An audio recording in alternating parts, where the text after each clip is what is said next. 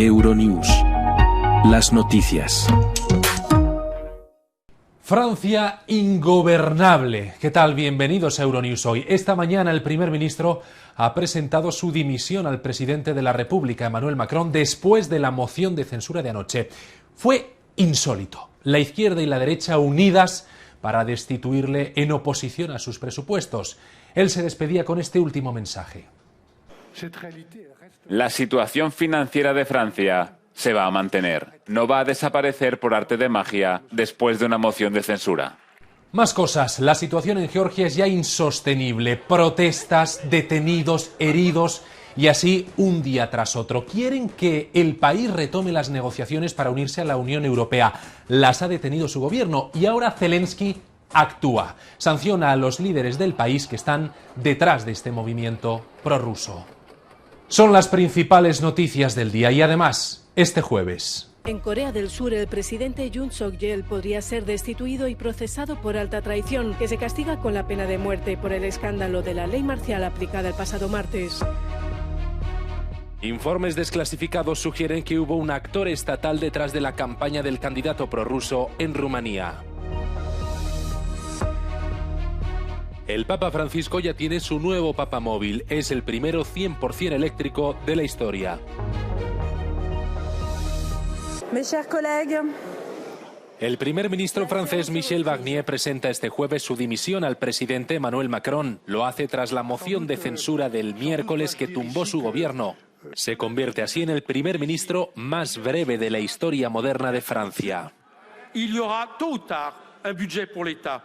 El primer ministro debe presentar la dimisión del gobierno al presidente de la República. Se levanta la sesión de la Asamblea Nacional. Barnier impulsó el presupuesto del año 2025 sin aprobación parlamentaria. Alegaba que era necesario en medio de la profunda división política del país, pero el presupuesto austero solo sirvió para ahondar en esas divisiones y avivar la tensión política. Una vez más lo lamento. El señor Barnier todo lo que tenía que hacer era estar de acuerdo. En particular, no desindexar las pensiones de la inflación, no golpear a los pensionistas para que esta situación no existiera. Tanto la izquierda como la derecha francesa se han unido en un movimiento insólito a favor de la moción de censura del miércoles. La situación financiera de Francia se va a mantener. No va a desaparecer por arte de magia después de una moción de censura. Ha sido la primera moción de censura que sale adelante desde 1962. El presidente francés Emmanuel Macron marcará ahora un nuevo rumbo para el país en un momento de máxima incertidumbre política, poco habitual en Francia. Tras la caída del gobierno francés, después de un voto de censura contra su primer ministro, Michel Barnier, los empleados públicos han salido a la calle para protestar contra el presupuesto que motivó la moción. Barnier propuso recortar 40.000 millones de euros en gasto público y aumentar los impuestos en 20.000 millones.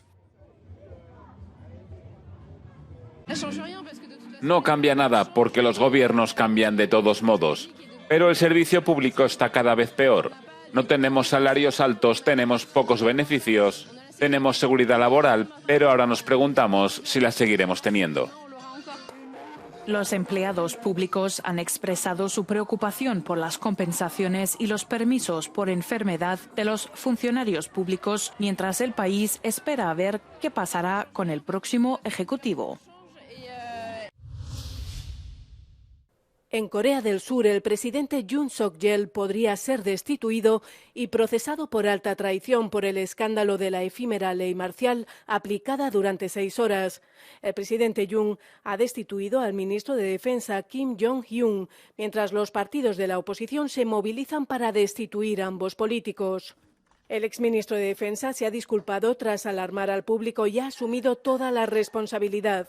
La oposición ha presentado una moción de censura para destituir también al presidente Yoon en una votación prevista para el sábado por la noche, mientras los coreanos piden la dimisión del presidente, que corre el riesgo de ser procesado por alta traición y que no ha aparecido en público desde que anunciara por televisión que se había levantado la ley marcial. Los legisladores de la oposición han votado el jueves para destituir al presidente de la Junta de Auditoría y a 3 fiscales públicos de alto rango que han sido acusados de diluir una investigación que involucraba a la esposa del presidente Yoon, vinculada a una supuesta manipulación en el precio de unas acciones. Para destituir al presidente se necesitaría el apoyo de 2/3 de la Asamblea Nacional, es decir, 200 de sus 300 miembros. El conjunto de la oposición cuenta con 192 escaños. Si el presidente Yoon es destituido, será suspendido hasta que el Tribunal Constitucional decida si lo destituye de su cargo. La alta traición se castiga con la muerte según la ley de Corea del Sur, aunque no se ha llevado a cabo ninguna ejecución desde 1997. Detención, deportación y lavado de cerebro. Así rusifica Moscú a los niños ucranianos. Rusia ha deportado por la fuerza a más de 19.500 niños ucranianos. De entre ellos, 314 habrían sido adoptados por familias rusas o internados en instituciones donde habrían sido sometidos a una intensa propaganda, según el informe del Laboratorio de Investigación Humanitaria de la Universidad de Yale, que arroja luz sobre estos niños, muchos de ellos huérfanos. La forma en que funciona es que hay 3 bases de datos interconectadas, una de ellas gestionada directamente por el Ministerio de Educación. Tras la anexión en septiembre de la zona ocupada por Rusia, trasladaron a los niños de los puntos intermedios. Básicamente, casas seguras, donde los habían retenido durante 6 meses y luego los colocaron en la base de datos. Mientras estos niños arrancados de sus hogares permanecen en puntos intermedios, se les somete a una reeducación forzosa y adoctrinamiento, explica Nathaniel Raymond. Eso incluye para los niños mayores entrenamiento militar, incluyendo operaciones con vehículos, manejo de armas y salto en paracaídas. Y luego para los niños más pequeños, incluye adoctrinamiento en narrativas rusas, cantar canciones rusas y se les prohíbe hablar ucraniano. En marzo del año pasado, la Corte Penal Internacional emitió una orden de arresto contra Vladimir Putin y María Avlova-Belova por su participación en la deportación ilegal de niños ucranianos. El informe de Yale asegura que el Kremlin lanzó este programa en las primeras semanas de 2022, en paralelo con el inicio de la invasión de Ucrania.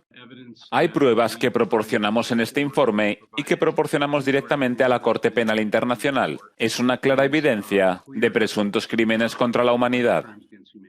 Y ahora depende de la Corte Penal Internacional y otras jurisdicciones decidir si quieren acusar. Les hemos dado toda la información que tenemos y creemos que el caso está claro.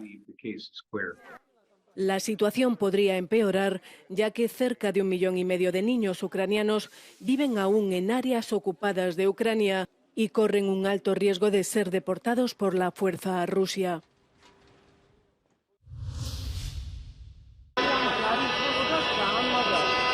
El presidente ucraniano Volodymyr Zelensky anuncia sanciones contra la parte prorrusa del gobierno de Georgia.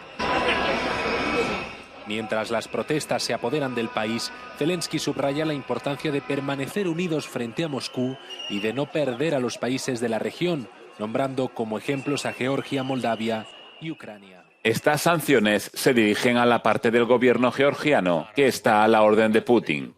Esta es la misma cuestión que está alimentando las protestas. Es crucial que nuestros socios también expresen su posición ahora, declarando abiertamente lo que está sucediendo. Hay que actuar. Durante las últimas 6 noches, la policía antidisturbios georgiana utilizó cañones de agua y gases lacrimógenos para dispersar a los manifestantes que construyeron barricadas y lanzaron fuegos artificiales contra la policía.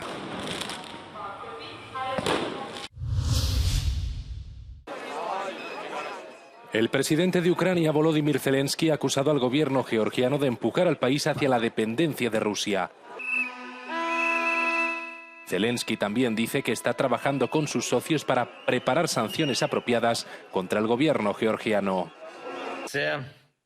Esta situación en Georgia no es solo el problema de una nación y no es solo el problema de nuestra región. El actual gobierno de Georgia está empujando al país a una clara dependencia de Rusia. Las acciones que están llevando a cabo contra su propio pueblo son vergonzosas. Miles de georgianos volvieron a salir a la calle en la que fue la 7ª noche de protestas contra la decisión del gobierno de suspender las negociaciones para la adhesión de Georgia a la Unión Europea. A diferencia de las noches anteriores, esta vez la policía no ha intentado dispersar a la multitud.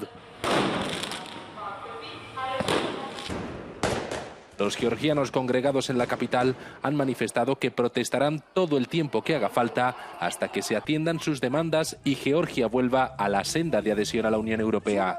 En medio de las manifestaciones, la policía también detuvo en la capital a uno de los líderes de la oposición del país en un aparente intento de reprimir la oleada de protestas. Georgia vira hacia Rusia, pero no es el único país en hacerlo. Preocupación máxima en Rumanía. Allí el ganador de la primera vuelta de las presidenciales es prorruso.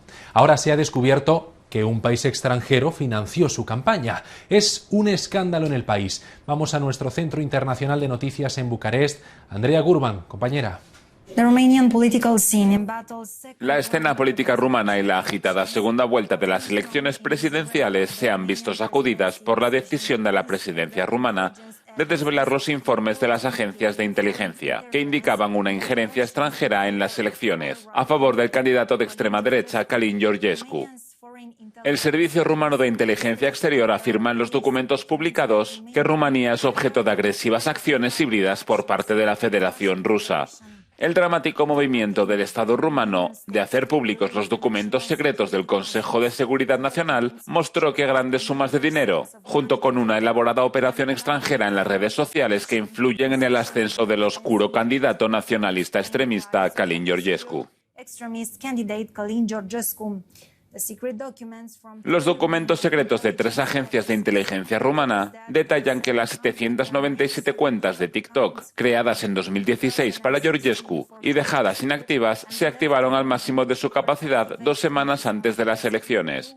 Las cuentas de Telegram creadas en 2022 coordinaban TikTok y otras operaciones a favor de Călin Georgescu, que se autodenominó candidato independiente con 0 gastos de campaña.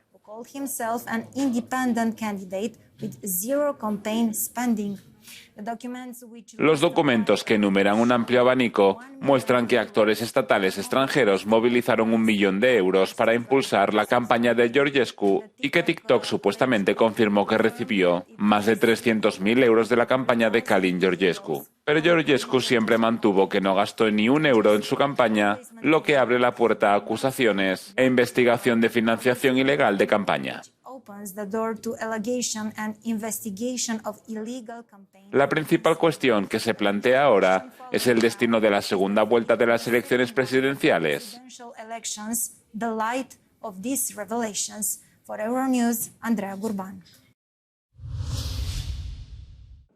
El canciller alemán Olaf Scholz se opone a enviar soldados alemanes a Ucrania para mantener la paz si se acuerda un alto el fuego entre Moscú y Kiev. Scholz se opone a enviar soldados alemanes a Ucrania, después de que la ministra de Asuntos Exteriores sugiriera que se podría estacionar tropas de mantenimiento de la paz en una zona desmilitarizada si se acuerda un alto el fuego entre Rusia y Ucrania. El canciller fue interrogado sobre la economía, que no ha dejado de deteriorarse en los últimos 3 años, mientras Scholz ha estado en el poder. Debido a las repercusiones derivadas de la COVID-19 y la invasión a gran escala de Ucrania por parte de Rusia, que se podría decir que han estado fuera del control del gobierno, Scholz dijo que seguiría trabajando en las políticas en los próximos meses, antes de la votación prevista para febrero. Pero está claro que ya está en plena campaña electoral. Liv Stroud, en Berlín, for Euronews.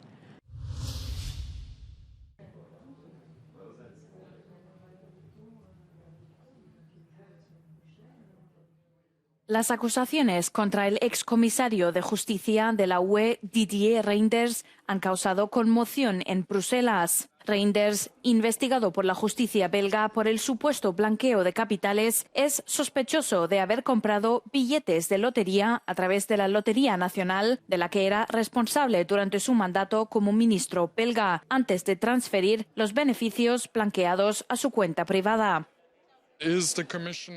Es el comisario responsable de Justicia y Estado de Derecho. Así que si está implicado en el lavado de dinero o actividades ilegales, eso sería un golpe particular. Por otro lado, ahora está fuera. Hay una nueva comisión que ha empezado a trabajar este mismo lunes. Así que, en cierto modo, el problema ya está resuelto en lo que respecta a las instituciones de la Unión Europea. El excomisario europeo lideró la cruzada contra el declive democrático en Hungría y Polonia, durante la cual se suspendieron temporalmente los fondos de la UE a ambos países.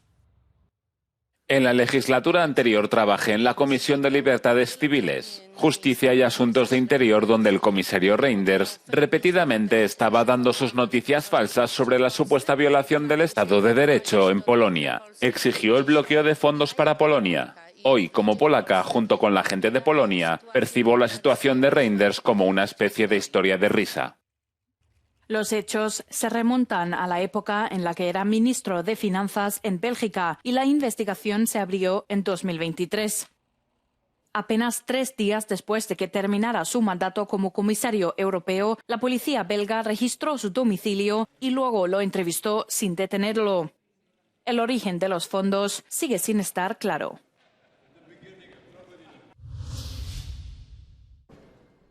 La Comisión Europea desconocía la investigación por presunto blanqueo de dinero que se le estaba realizando al excomisario europeo de Justicia, Didier Reynders. El político belga fue comisario hasta el pasado sábado. No tenemos más información sobre este asunto. Por supuesto, si las autoridades belgas se ponen en contacto con nosotros, vamos a colaborar con ellas.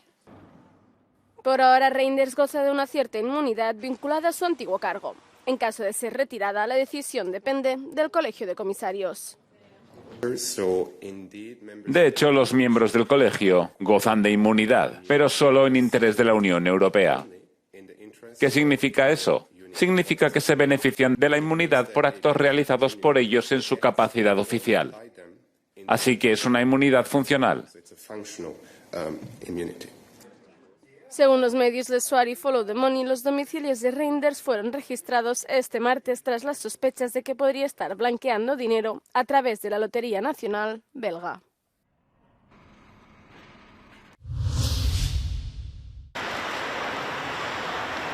El Papa Francisco ya tiene su nuevo papamóvil de Mercedes. Es el primero de su clase, ya que es totalmente eléctrico y tendrá 0 emisiones. El vehículo es del tradicional color blanco. Tiene una silla elevada y giratoria con calefacción para el Papa, así como plataformas traseras para los guardias suizos.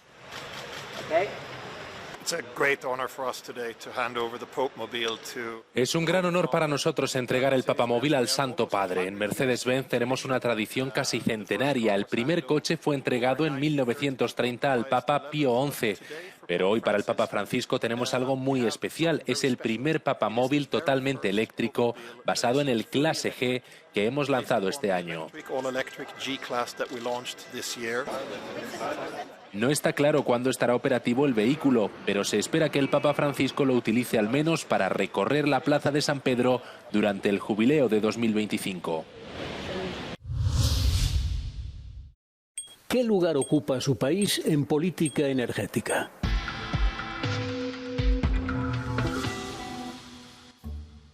El Consejo Europeo de Relaciones Exteriores ha clasificado a los países de la Unión Europea según su independencia energética, eficiencia energética, energías limpias y la forma en que comunican estas políticas. Finlandia encabeza la clasificación con una puntuación de 8,8. El Consejo señala a Bélgica, Bulgaria, Irlanda, Lituania y Malta como los países que más luchan por afrontar los retos energéticos. El área con mayor margen de mejora, con una puntuación media de 4 sobre 10, es la independencia energética. Lituania, Bélgica, Italia y Portugal se acercan al 0, mientras que Estonia, Rumanía, Suecia y Finlandia son de los pocos países que han tomado medidas concretas para lograr la independencia energética. Donde la UE sale mucho mejor parada de media es en energías limpias. Tiene una puntuación de 8,1 frente al 7,3 del año pasado. Dinamarca y Suecia sobresalen con 10 sobre 10. Polonia, República Checa y Malta son los únicos países con una puntuación inferior a 6.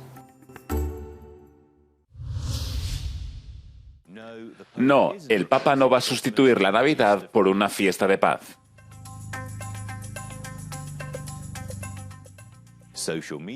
Usuarios de redes sociales afirman que el Papa Francisco ha anunciado que la Iglesia Católica celebrará una fiesta de la paz en lugar de la Navidad. Algunos de los mensajes comparten la afirmación con una captura de pantalla de un artículo del diario argentino El Cronista. En última instancia, no hay pruebas de que el Papa haya hecho tal anuncio. El artículo del Cronista ya ha sido retirado y el periódico no ha respondido a nuestras peticiones de comentarios. Las publicaciones que comparten la afirmación tampoco aportan ninguna prueba y reproducen teorías conspirativas que vinculan al Papa con el satanismo, y otras dicen que quería deshacerse de la Navidad para apaciguar a los musulmanes. La Navidad es una de las fechas más importantes en el calendario de la Iglesia y una parte central de la doctrina cristiana. De hecho, Vatican News, el portal de noticias de la Santa Sede, ya ha publicado el calendario de las liturgias del Papa durante el periodo navideño. Celebrará una misa en Nochebuena, un discurso y una bendición el día de Navidad y más misas el día de Año Nuevo y la Epifanía. Es posible que haya habido confusión sobre los anteriores mensajes navideños del Papa y la idea de una fiesta de la paz. En el pasado ha aprovechado su mensaje de Navidad para hacer llamamientos a la paz, estableciendo paralelismos entre la vida de Jesucristo y los acontecimientos actuales. El año pasado dijo que los niños que morían en las guerras en Gaza y Tierra Santa eran los pequeños Jesús de hoy, señalando su infancia diezmada por la violencia. Afirmó que los ataques israelíes estaban llevando a cabo una espantosa cosecha de civiles, condenó los ataques de Hamás y pidió la liberación de los rehenes israelíes retenidos en Gaza. El año anterior, el Papa Francisco instó a poner fin a la insensata guerra de Ucrania pidiendo la paz y ayuda para los inmigrantes sin hogar, los refugiados y los pobres.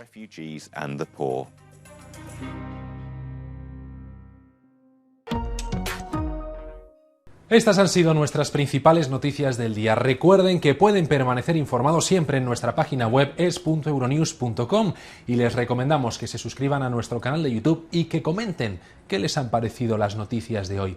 Les dejamos ya con el no comment del día, un nuevo inquilino en este zoo alemán. Enseguida lo verán, pero antes el tiempo, la previsión para hoy y para mañana en Europa y el resto del mundo. Es nuestro último Euronews hoy de la semana. Mañana aquí en España es el Día de la Constitución, así que pasen un feliz fin de semana y también una buena jornada festiva. Adiós, que descansen.